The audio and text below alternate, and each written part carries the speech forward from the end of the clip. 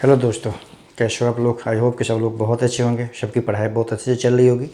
आज हम यूपीपीसीएस में 2012 मैथ्स का जो क्वेश्चन पेपर 7 में आता है उसका ये लास्ट भाग है। ये 2 क्वेश्चन बच रहा है जो कि 16 नंबर का एक क्वेश्चन है। तो इसको करते हैं। जैसा कि आपको पता है कि इसके बाद हम जैसा व्यूअर के डिमांड पे जैसे जैसे जो टॉपिक का कवर कराने का कमेंट बॉक्स में रिक्वेस्ट आएगा, उसी के अकॉर्डिंगली मैं जो भी टॉपिक्स हैं उसको सिलेबस में गिवन है उसको एक एक करके अच्छे से करवाऊंगा। तो आज ये जो प्रीवियस ईयर्स क्वेश्चन का जो है मेंस का पेपर 7 का उसका इस लास्ट वीडियो है। तो चलिए शुरू करते हैं। जैसा कि आप देख रहे हैं कि इसमें देखिए ABC एक व्यापार में भागीदार है, यानी पार्टनरशिप का क्वेश्चन है। ये एक कार्यकारी भागीदार की तरह काम करने, मतलब ए जो है उसमें पार्टनर भी है और वो काम भी करता है। ठीक है, एक जो है ए जो है पार्टनर भी है और उसमें काम भी करता है। तो इसके कारण क्या है, ए को जो लाभ होता है कुल लाभ का 10% वो पहले वेतन के रूप में पाता है, वो क्योंकि वो पार्टनर भी है और उसमें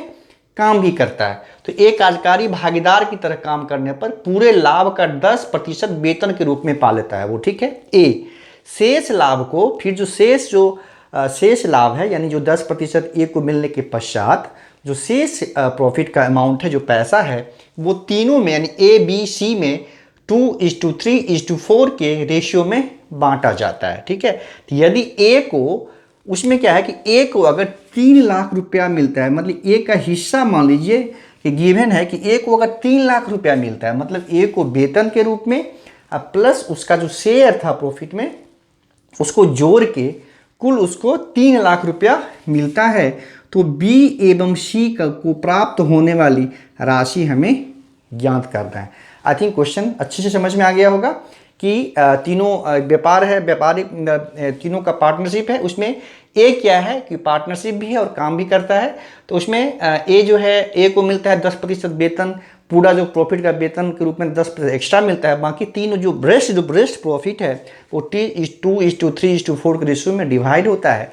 तो ए को अगर कुल 3 लाख मिलता है तो बी एंड सी का हिस्सा कितना है ये हमें पता करना। अब देखिए हमने यहाँ पे लिखा है कि माना कि कुल लाभ, जैसे कुल लाभ जो है वो मान लेते हैं, हमको तो कुछ गिवन है नहीं, तो कुल लाभ सबको मिला के जो कुल प्रॉफिट है टोटल जो है वो ₹X है। ठीक है, तो कुल लाभ X है, तो ए को जो है कुल लाभ का ही तो मिलता है ना वेतन के रूप में 10%। ठीक है, ए जो है ए को वेतन के रूप में प्राप्त राशि है ना, ए को वेतन के रूप में प्राप्त राशि कितना होगा, जितना टोटल लाभ है उसका 10%। ठीक है, इसको निकाल लेंगे तो क्या होगा, 10% ऑफ एक्स, यानी एक्स का 10% भी लिख सकते हैं इसको। ये हो जाएगा हमारा 10/100 गुने एक्स, तो ये हो गया x/10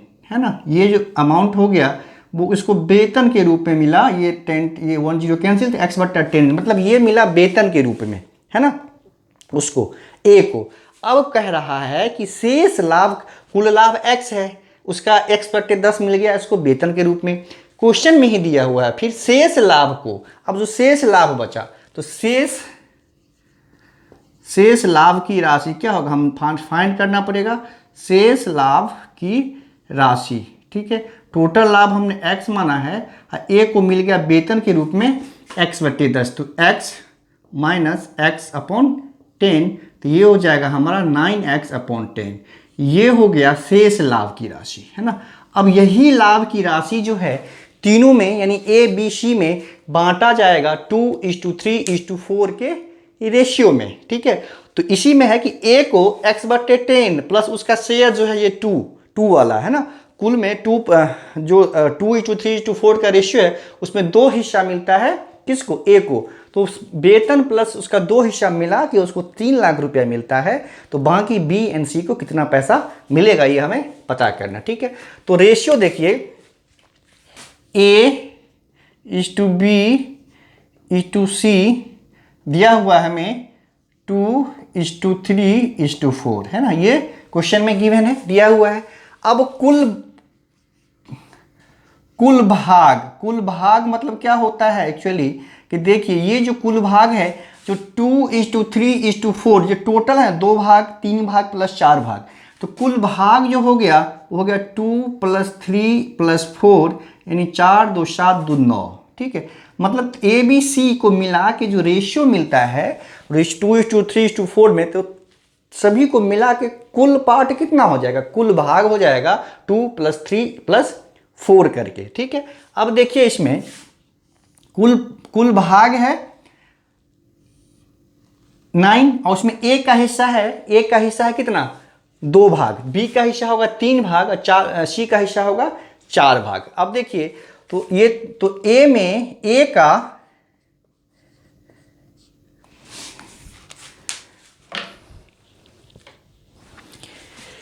का जो है ए का लाभ में हिस्सा, ठीक है, ए का लाभ में हिस्सा, ठीक है, कितना हो जाएगा कुल लाभ, जो कुल लाभ है, जो शेष लाभ है, यानी ए को वेतन के ए का लाभ में हिस्सा कितना होगा, है ना, ये हो गया। देखिए तो लाभ में हिस्सा हो जाएगा, कुल लाभ जो अब बचा हुआ है, जो बाकी में डिवाइड हो रहा है, हम उसको लेंगे x/10, तो उसको चला गया, तो शेष वाला जो है ये कुल है ना, तो कुल है मतलब 9x/10 ये कुल लाभ है। ठीक है, अब हमें एक भाग का क्या होगा, कुल भाग 9 है तो एक भाग का हो जाएगा डिवाइड बाई, इसको 9 कर देंगे, और इसी को ए को मिलता है कितना 2 भाग, इसको 2 से मल्टीप्लाई कर देंगे।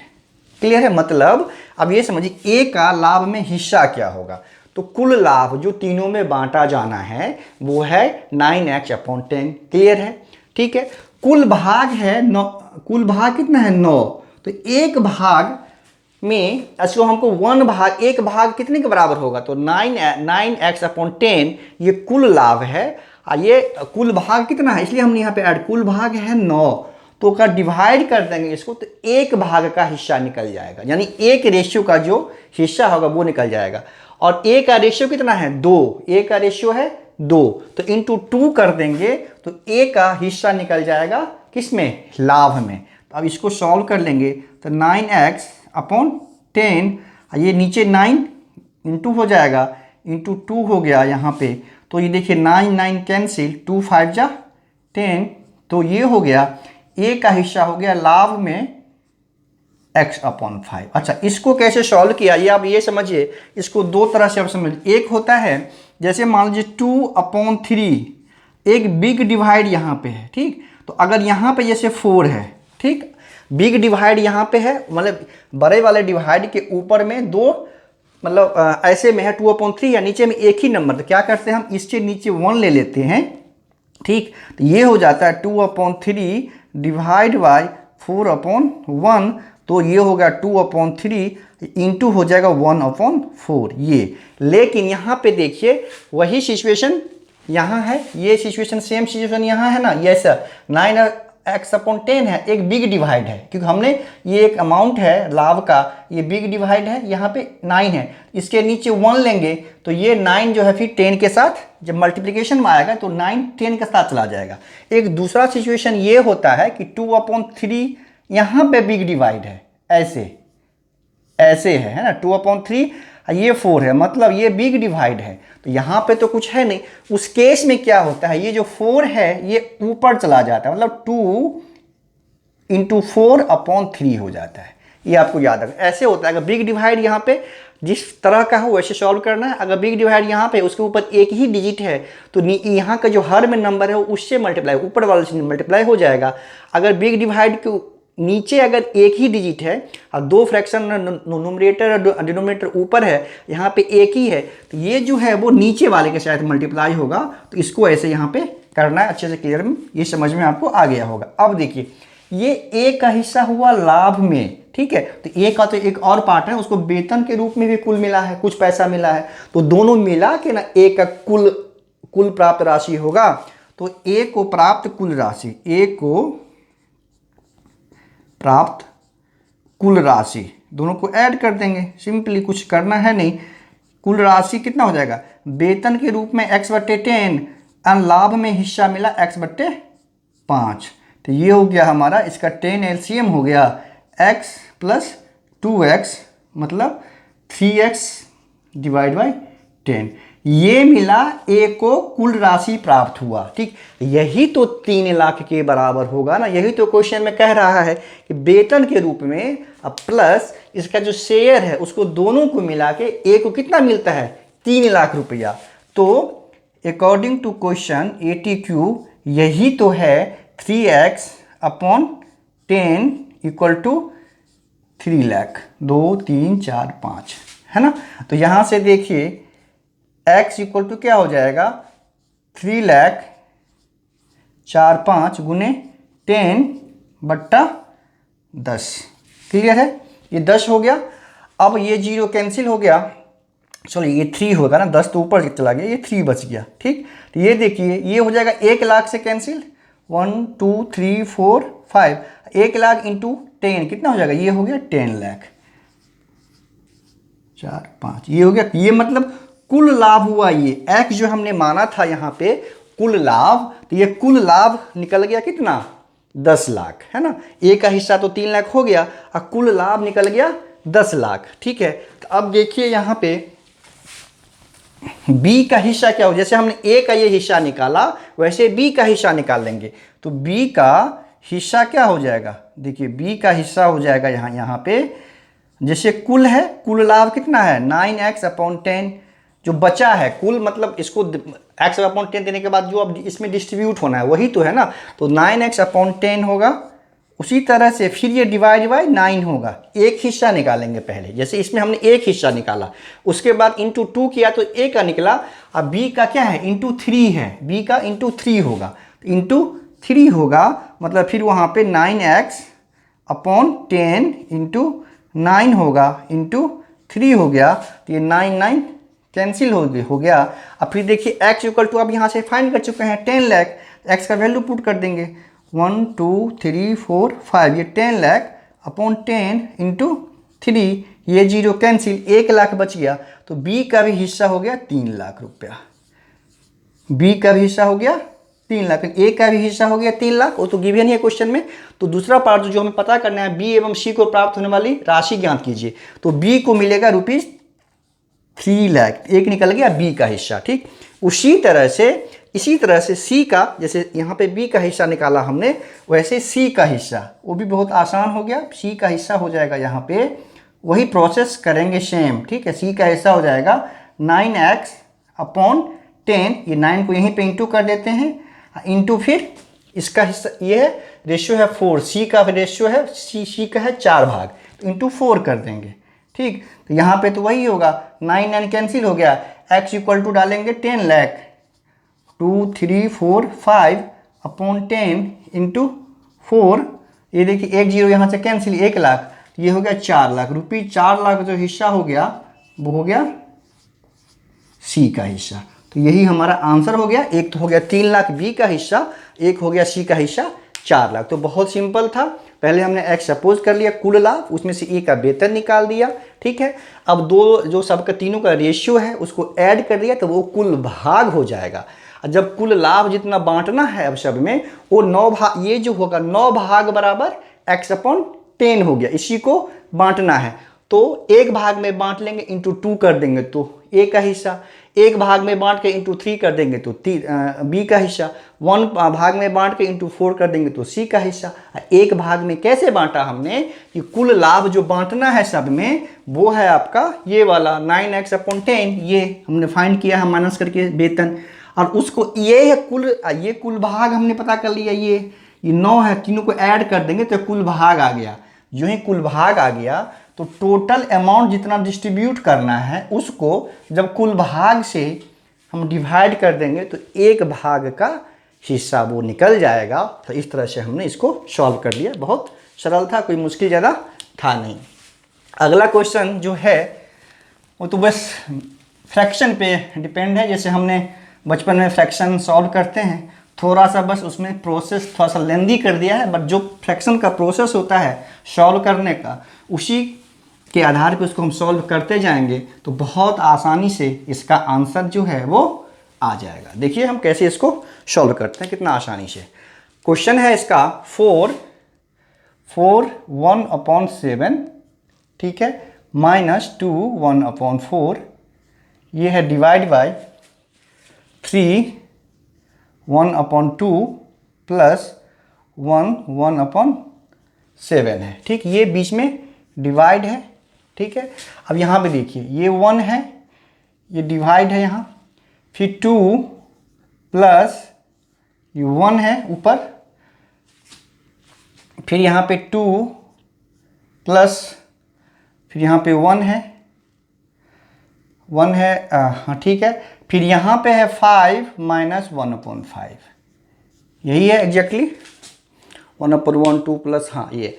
ऐसे में करते क्या है, ये तो सिंपल है, इसको तो करने में कोई दिक्कत नहीं है। इसमें आपको ध्यान देना होगा कि सबसे पहले इस वाले को सॉल्व करेंगे, इस वाले को सबसे पहले सॉल्व करेंगे। ठीक है, जैसे जैसे सॉल्व करते जाएंगे पता चलता जाएगा आपको, इसमें यहाँ पे इसमें यहाँ तक एज इट इज लिखेंगे, इसको सॉल्व कर लेंगे। ठीक है, तो इसमें यही है कि इसमें नीचे से स्टार्ट करना है, ये आपको पता होना चाहिए, फिर आपका प्रॉब्लम ये सॉल्व हो गया। तो देखिए इसको कैसे लिखेंगे, 4 7 जा 28 120, ये हो गया हमारा। अब सॉल्व करते हैं इसको, ये ऊपर में हो गया 29/7, ये हो गया माइनस 4 दूना 8 1 9 9/4। ठीक, ये हो गया फिर आपका 3 दूना 6 1 7/2, ये हो गया 8/7। ठीक है, इसको हमने जो मिक्स्ड फ्रैक्शन था उसको हमने फ्रैक्शन में कन्वर्ट कर लिया। ठीक है, तो अब इस पे आएंगे, जैसे मैंने बताया इसमें पहले इसको सॉल्व करेंगे, तो बाकी को एज इट इज पहले लिख लेंगे। यहाँ पे 2 है प्लस 1 है, फिर 2 प्लस यहाँ पे 1। अब देखिए यहाँ पे इसको सॉल्व करना है, तो क्या करेंगे, यहाँ पे पता है आपको कि इसका एलसीएम लेंगे तो ये 5 होगा। ये जैसे कि यहाँ पे 5 हो गया, 5 हो गया, ये 5 5 25 माइनस 1 हो गया। बस इसको सॉल्व करना है, ऐसे ही नीचे से बढ़ते जाएंगे ऊपर, अपने आप सॉल्व होता जाएगा। अब यहाँ पे देखिए ये हमें 7 है 4 है, इसका एलसीएम 28 हो जाएगा। ऊपर वाले का एलसीएम हो गया, इसका एलसीएम 28 हो जाएगा। यहाँ पे पहले इसका एलसीएम लिया 28 हो गया, फिर यहाँ पे 7 4 जा 28 बचा, तो 4 से इसको मल्टीप्लाई करेंगे, 9 4 जा 36 3, और 9 4 जा 36, और 4 2 जा 8, और 3 11 1 116, ये माइनस हो गया आपको 7 से कैंसिल होगा, 7 9 63, ये हो गया 63 हो गया। फिर यहाँ पे डिवाइड कर देंगे, बिग डिवाइड है ये, बीच में बीच वाला ये वाला है ना। अब देखिए ऐसे ही करेंगे ये, तो 2 और 7 का एलसीएम हो जाएगा 14, क्लियर है। यहाँ पे फिर क्या होगा, 2 7 जा 14, 7 7 जा 49, अब प्लस होगा 7 2 जा 14, तो 2 बचा, 8 2 जा 16, ये हो गया 29। हाँ ठीक है, अब यहाँ पे डिवाइड है, ये डिवाइड है। अब देखिए इसको यहीं से लिखना है अभी, 1 डिवाइड बाई 2 प्लस यहाँ पे 1 फिर 2। अब देखिए प्लस यहाँ पे क्या होगा, ये प्लस जो है अब ये 5 ऊपर चला जाएगा और ये 24 नीचे, मतलब ये हो गया हमारा 5/24। ये समझ में आ गया। यहाँ पे 2 प्लस के बाद ये तो 25 - 1 24 होगा, 24/5। अब ये 5 जो है 1/20, इसको देखिए जैसे ऐसे करेंगे 1/24/5। ठीक है, ये बिग डिवाइड है ना। यहाँ पे देखना ये वाला, तो मैंने बताया था ऐसा हो, ये वाला क्या नीचे ऊपर चला जाएगा, तो ये हो गया 5/24 हो गया। तो ये स्टेप मैंने इस पे यहाँ पे ऐसे कर लिया। अब यहाँ पे देखिए ये 116 माइनस 63, ये 3 है, 6 में से 3 गया, 3 बचा, 11 में से 6 गया 5 हुआ, ये 28 हो गया। ठीक, इनटू ये डिवाइड है, अब इनटू यहाँ पे कर लेंगे, ये 14 ऊपर चला गया, ये वाला 14 ऊपर, ये 49 प्लस 16 हो गया, तो ये हो गया 65। ठीक है, ये पार्ट हमने सॉल्व कर लिया। ये 116 में से 63 घटा दिया, ये 53 बच गया, 53/28 हो गया। ये क्या किया हमने यहाँ पे, अब इसको कन्वर्ट, डिवाइड का साइन है तो इनटू कर लेंगे, तो 14 ऊपर चला जाएगा, ये जो ऐड करके 65 आ गया वो नीचे हो गया। ठीक, यहाँ पे डिवाइड है, यहाँ पे डिवाइड ही रहेगा, अभी इसको कुछ स्टेप और आगे बढ़ाना होगा। अब देखिए यहाँ पे 1/2 फिर प्लस, अब देखिए यहाँ पे 1 है, अब इसको सॉल्व कर लेंगे। ठीक, अब देखिए 2 यहाँ 24 एलसीएम होगा इसका, अब 24 × 2 48, 48 प्लस 5 ये 53/24 हो गया। क्लियर है, ये 53/24 हो गया। कैसे हुआ, 2 यहाँ पे है प्लस 1 ऊपर, ये एज इट इज है। यहाँ पे हमने 24 इसका एलसीएम होगा, तो 24 इंटू 2 48 प्लस 5 53/24 हो गया। अब इसको एज इट इज रखते हैं क्योंकि आगे अभी इसको भी पूरा कन्वर्ट कर लेते हैं पहले, ठीक है। तो ये देखिए ये कैंसिल कर लें, तो ये 14 2 जा, ये हो गया। तो ये ऊपर में हो गया 53 और नीचे हो गया कितना 130, क्लियर है। नीचे हो गया 130, 58 14 2 जा 28 हो गया। अब 53 ऊपर बचा, 65 इंटू 2 130 नीचे हो गया। अभी यहाँ पे डिवाइड ही है, ठीक। अब क्या करेंगे, फिर यहाँ पे 1 है, ये डिवाइड यहाँ पे 2 प्लस, अब देखिए फिर उसी तरह से 24 अब ऊपर चला जाएगा। 24 1/53/24 है, 24 ऊपर, ये हो गया 24/53, ऐसे हो गया, ठीक। अब यहाँ पे 53/130, एक स्टेप और बचा हुआ है। अब फिर क्या होगा, यहाँ पे डिवाइड है, अब देखिए यहाँ पे 1/, फिर यहाँ पे 53 एलसीएम हो जाएगा, 53 यहाँ पे एलसीएम हो जाएगा, और ये 53 इंटू 2 हो जाएगा, ये 24 दूना 48, 5 53, 53/24, 24/53, ठीक है। 53 इंटू 2 ये हो गया कितना 106 हो जाएगा, 106 हो जाएगा। और फिर अच्छा है, फिर इसको लिखना तो पड़ेगा ना, 1 मिनट, 1 भी तो है यहाँ पे, इसको ये तो 2 तो ये हो गया, ये 1 यहाँ पे है, तो 1 यहाँ पे है ही ये वाला। अब नीचे देखिए 53 106 हो गया, 106 प्लस 24 हो गया, ठीक है। और ये नीचे हो गया 53, क्लियर है। ये 53 इसका एलसीएम हुआ 53 इंटू 2 106, अब प्लस 53 ही है यहाँ 24 आ जाएगा। एक स्टेप और, यहाँ पे प्लस इक्वल टू हो गया। अब देखिए 53/130 है, ठीक, डिवाइड हो गया ये। अब फिर क्या होगा, अब देखिए 53 ऊपर चला जाएगा, ये 130 जो है नीचे रह जाएगा, तो ये हो जाएगा 53/130। अब आपको पता चल गया होगा कि इसका आंसर 1 आ रहा है। 53/130 इंटू हो जाएगा 130/53, 53 130 130, आंसर इसका हो गया 1। तो कितना सरल था। बस आपको इसमें यही ध्यान रखना है कि इसको नीचे से सॉल्व करते जाना है, ऊपर बढ़ते जाना है, अपने आप ये सॉल्व होता चला जाएगा। भले कितना ही लंबा और लंबा होता है कोई फर्क नहीं पड़ता, थोड़ा सा पेशेंस रखना है। इसको नीचे से स्टार्ट करना है सॉल्व करना, फिर आप ऐसे करते जाएंगे तो बहुत आसानी से इसको सॉल्व कर पाएंगे। इस क्वेश्चन को 2016 में भी इस क्वेश्चन पूछा गया था, 2012 में भी पूछा गया है। तो 2021 वाला जो मेंस है 22 में, जो कि अभी होने वाला है नेक्स्ट मंथ में यानी नवंबर में, उसमें भी इस तरह का क्वेश्चन पूछा जाएगा। इसको अच्छे से ध्यान से समझना है और करना है। अगर कुछ भी इसमें आपको क्लियर ना हुआ हो या कुछ कन्फ्यूजन हो तो आप कमेंट बॉक्स में कमेंट करें, मैं ज़रूर आके उसको सॉल्व करूंगा। तो ये सारा जो क्वेश्चन था प्रीवियस ईयर मेंस का, जो पेपर 7 में 2016-2012 का, हमने सारा अच्छे से फिनिश किया।